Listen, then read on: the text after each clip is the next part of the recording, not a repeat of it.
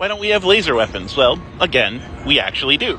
We have, for example, laser-based missile defense systems. The thing about lasers is that they're actually great for a lot of applications. Like, those photons will just keep on traveling.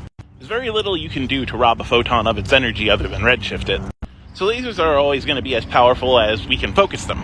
Basically, more photons hitting one area makes a more powerful laser. The problem is, photons aren't all that powerful.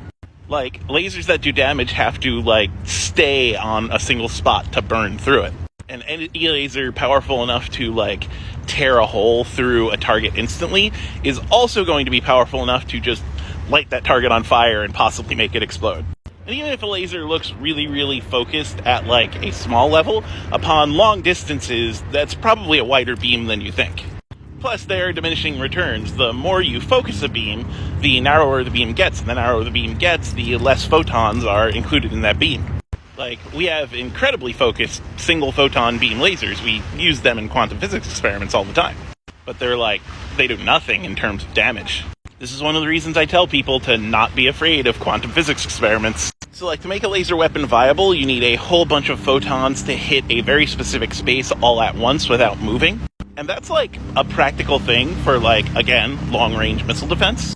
But it's way, way less practical for, an individual dude. Again, for now at least, throwing a high-speed piece of metal is just more efficient. And, in a futuristic sense, in a space battle sense, throwing huge slugs of metal through the void of space is still going to be more efficient as well.